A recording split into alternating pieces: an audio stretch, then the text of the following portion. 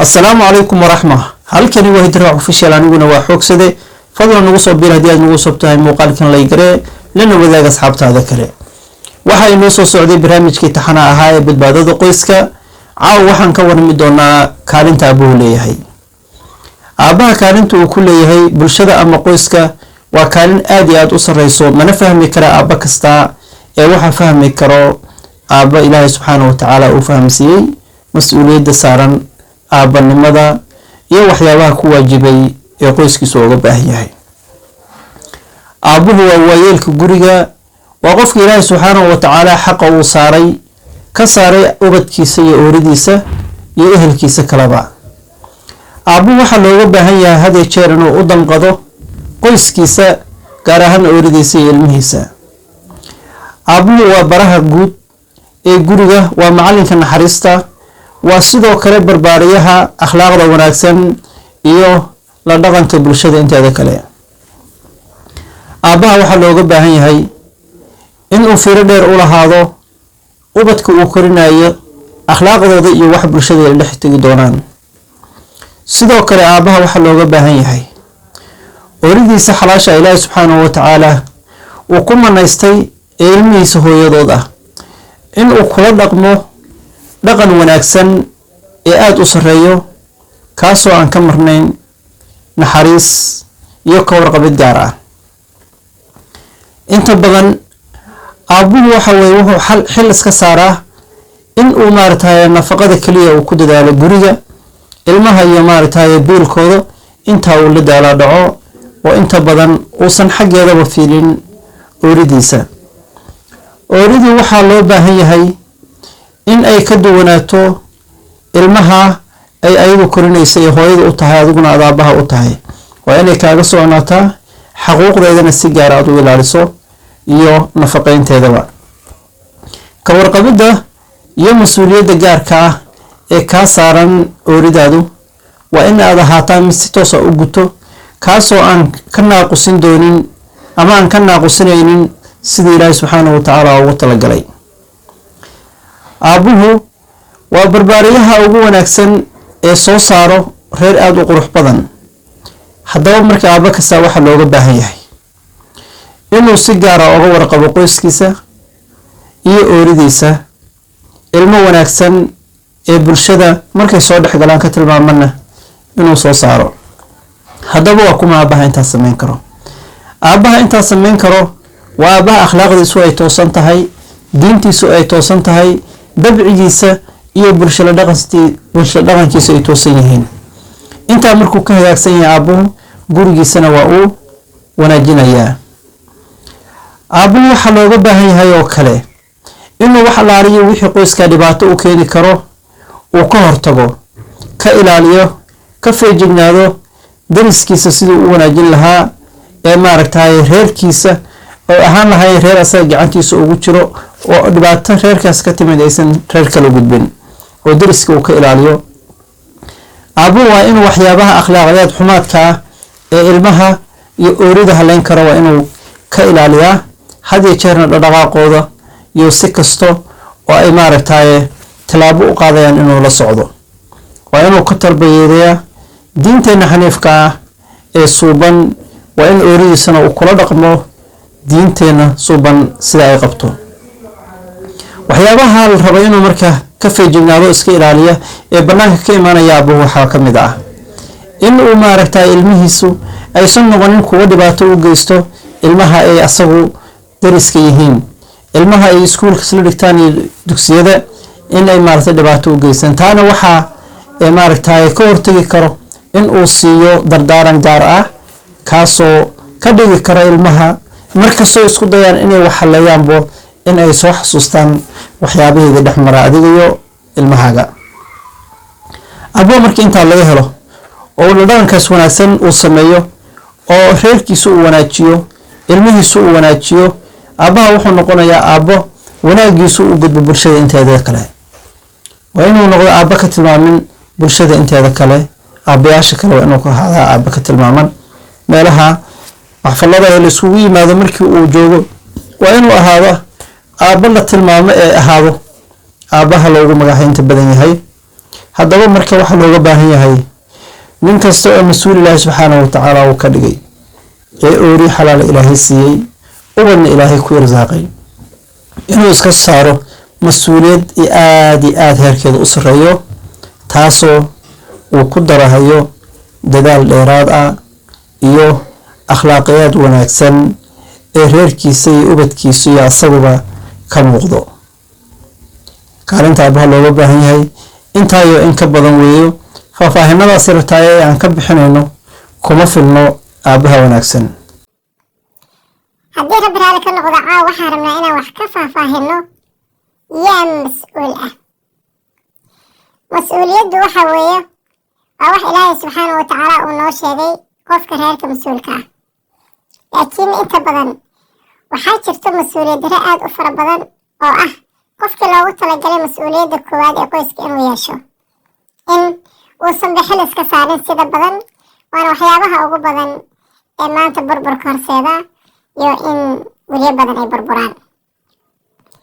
mas-uuliyadda koowaad ee reerka waxaa iskale aabbahaasoo mas-uuliyaddii reerkaas ilaahay subxaana watacaala uu ku waajibiyey. mas-uuliyadda labaadna waxaa iskale hooyadu waxay mas-uul ka tahay waxa uu ninkeeda ku ammaanaystay ubadkeeda iyo gurigaas ilaahay subxaana watacaala uu ayada ku manaystay sida ay u dhaqan lahayd. mas-uuliyadda koowaad haddii aan u laabanno ee aabbaha uu leeyahay, aabbaha mas-uuliyadda uu leeyahay waxaa weeyaan tii ilaahay subxaana watacaala uu saaray oo ahayd nafaqaynta reerkiisa iyo ubadkiisa, sidoo kale ka ilaalinta xumaha iyo waxyaabaha aan danta ugu jirin qoyska, ka reebidda waxyaabaha fuxshiga ee aadka u xun ee reerkaas aakharlaan u horseedi karo inuu ka hor istaago oo u ka ilaaliyo, tarbiyada wanaagsan ee qoyskaas ee xilka ka saaran inuu maaragtay had iyo jeer uu ku dadaalo, korinta ubadkiisa oo kaalinta koowaad oo asaga uu leeyahay uu ku dadaalo had iyo jeer in ay noqdaan kuwa wanaagsan ubadkiisa oo kaliya jirka uusan ka korin, xataa uu maskixiin iyo caqliyan uu ka koriyo. waxaa kaloo mas-uuliyadda ay ka saaran tahay ooridiisa xalaasha ah ee had iyo jeer u baahan inuu waqti la qaato, ka farxiyo, u sheekeeyo, jaanis la qaato, waxyaabaha ay ku xun tahay oo asaga uu dareemayo inay ku xuntahay ama ay ku khaldan tahay uu ka dhiso, u sheegay inaysan wax munaasaba aysan hayn, in ay yihiin waxyaaba ayada maaragtay daciifnimo u keeni karo, dhan walba uu kala hadlo, in uu maaragtay had iyo jeer uu kaga sheekeeyo waxyaabaha wanaagga ah wixii ayagii labadooda isku fahmi lahaayeen oo horumarka leh, sidoo kale inuu farxaddeeda ku dadaalo had iyo jeer, waxyaabaha dhibayana uu ka ilaaliyo, qalbigeedana had iyo jeer uu ka ilaaliyo wax alaaliya wixii khushuuc galin karo ama maaragtaa ay tuhun ka qaadi karto. waxaa kaloo mas-uuliyaddu ka saaran yahay si gaar ah nafaqaynteeda inuu uga warramo ee waxa ilmaha ay maaragtay la qooshanayso aysan maaragtay aysan ku filnaanin ee si gaar ah uu ogaado maaragtaa nafaqaynteeda. waxay u baahan tahay waqtiyo gaar ee dalxiis la siiyo, ee maaragtay waqti lala qaato, ee banaanka loo saaro, maqaaxiyaha la geeyo, markii guriga ku caajisto kaliya ilmaha ay ku daasho in waqti iyo jawi lasoo siiyo. mas-uuliyaddaas aabbaha iska leh, laakiin in badan waxaan ognahay mas-uuliyadda ayada ah inaanan wax xila iska saarin amaba aana qadarinba. badanaa waxaa jirto laba qof oo isku meel ku nool oo nin iyo xaaskiisa ah in aysanba isfahansaneyn, isdabeecad aqoonin, isdhaqan aqoonin, qofba qofka kale maaragtaa danta keliya ka dhexaysa uu kan kala fiirsado. waxyaabaha ugu badan ee reeraha inay burburaan keeno markii laga yimaado musiibooyin banaanka ka yimaado oo family problem waxyaabaha la yiraahdo, markii laga yimaado oo kuwaas haddii ay mar reer ku dhex galaan ay adag tahay inuu reerkaa dhismo. waxaa jira labada qof ee isla nool hadday si dhaba isku fahmaan, badanaa waxaa u hagaagayo wax kasta oo wanaagsan oo hor u socod ah, oo tilaabaqaad ah, oo isfahan ah, oo kalgacayl ayaa u siyaadaya. labada qof marka maxay isu baran karaan? labada qof waxay isku baran karaan in qofba qofka kale waxa uu kaga duwan yahay uu isku dayo inuu maaragtay isku soo dhawaadaan. dadku inta badan way kala dabeecad duwan yihiin, way kala dhaqan duwan yihiin, way maaragtay kala farq weyn baa u dhexeeya labada qof. markii aad aragto farqiga labadiina idin dhexeeya adiga ooridaada waxaa la isku dayaa farqigaas yarka idin dhexeeya oo ah dabeecadaas kala duwan idin dhexayso in aad had iyo jeer ku dadaasho in aad midaysaan oo qofka kale waxyaabaha uu jecel yahay iyo waxyaabaha kan uu dhisanayo in meel dhexal iskugu yimaado. waxyaabaha uu qofkan jecel yahay badanaa sida dalxiisyada, sida maaragtay meelaha qurqurxoon ee dooga leh, sida maaragtay in outing la aado, banaanada la aado, waxyaabahaas haddii gabadhu ay jeceshahay waqti si yaroo kooban kalaad ka jimca ka dhigto, bishii 2 jeer ka dhigto ama 1 jeer ama sanadkiiba haddaa rabto 2 jeer ka dhigto. waxyaabaha dumarku ay jecel yihiin ee dhaldhalaalka ah ee dalxiiska ah ee ka farxinta ah badanaa inaad ugu dadaasho ee aadan dhihin waxa saas maahan iyo hadi jeer aadan ka horkeenin hadal qalabsan iyo waxyaaba aan munaasab ahayn. badanaa waxyaabaha labada qof isku fahmaan waxaa ka mid ah sheekooyinka gaarka ee waqtiga gaarka ay isa siiyaan ee meelaha maaragtay jawiga degan ay u baxaan. qofka kale waxaa weeye wixii qulubtiisa iyo qalbigiisa uu ku kaydin lahaa ayuu usoo bandhigayaa.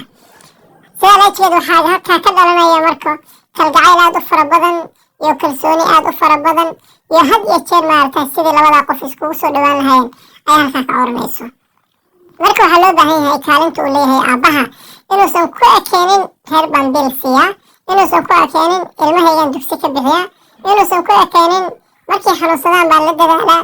keliya inuusan ku ekeenin ee waxyaabo fara badan ee intaa ka baxsan inay jiraan aabbuhu waa inuu ogaado hadi jeerna uu ku dadaalo. midda hooyadana waxaa weeyaan ammaanada uu ninku dhiibtay waxaa ka mid ah naftiisa uu ku aaminay, ooradiisa xalaash uu ka dhigtay, ilmihiisa hooyadood buu ka dhigtay in aysan khiyaanin ee aysan dabamaryanin waxyaabaha ilaahay subxaana watacaala uu xarimayna aysan ku sameynin. sidoo kalena inaysan maaragtay waxyaabihii uu ku aaminay oo hantidiisa ahayd ee naftiisa ahayd ee ubadkiisa ahayd inaysan dayacin ay meel cidla aysan kaga tegin. hada jeer iska saarto shil aad iyo aad u weyn oo muhiim ah ay ogaato reerkan inay tahay mas-uuliyadda labaad ee reerkan inay tahay waa inay halkeeda iska saarto. waa in nafaqaynta ninkeeda waxa u dhiibtay had iyo jeer ay maaragtay ku dadaasho qalbigiisana ilaaliso iyo indhihiisa iyo sankiisa intaba ilaaliso. ilmaheedana waa inay ku barbaariso waxyaabaha wanaagsan sida maaragtay inay dhaqankeeda iyo diinteeda ilmaha maaragtay ay si toos oo la xiriiriso. keliya carruurta inay dugsi aadaan ama iskuul ay aadaan kuma noqdaan dad maaragtay qalbiga iyo niyadda ka dhisan ee waxaa niyadda ka dhiso ilmaha ee qalbiga ka koriyo ee caqliga ka koriyo waxaa weeyaan hooyada guriga joogto inay ilmaheeda waqti la qaadato, in inta badan maaragtay nadaafadooda ay ku dadaasho, inay barato ama ay bartaba aan idhaahda ay barto sida ay bulshada ula dhaqmi lahaayeen, in waxyaabaha bulshada dhexdeeda aan ku wanaagsaneyn ay ka ilaaliso had iyo jeer ay kala taliso, waxyaabaha ku wanaagsan bulshada dhexdeedana had iyo jeer maaragtay ay u iftiimiso oo ay maaragtay oga dhigto waqti joogtaa ee maaragtay ay la qaadato ay ku tarbiyeyso waxyaabaha wanaaga ah. qof kasta marka mas-uuliyadda saaran haddii uu ka soo baxo halkaa waxaa ka hagaagahayo in maaragtay qof kasto qofka kale meesha uu joogana uu ogaanahayo. ilmuhuna waxaa la ogaanayaa inay yihiin ilmo ka soo baxay qoys tayeysan ee aad iyo aad u wanaagsan. haddaba mas-uuliyaddaas ayada ah qof kasta waxaa weeyaan waxaa la rabaa inuu halkeeda dhigo. qof kastaana maaragtay qofka kale uu ku qadariyo mas-uuliyaddiisa uu kaga dambeeyo, kanna kan kale maaragtay mas-uuliyadda uu kaga dambeeyo uu ku qadariyo. ilmuhuna maxaartay inay waalidkooda ay wala raacaan oo ay maaragtay u dhagnuglaadaan. taana waxaa sababi karo waa waalidiinta. intaasaan ku ekeenaynaa caawa. wabilaahi towfiiq, wasalaamu calaykum waraxmatullaahi wabarakaatuh.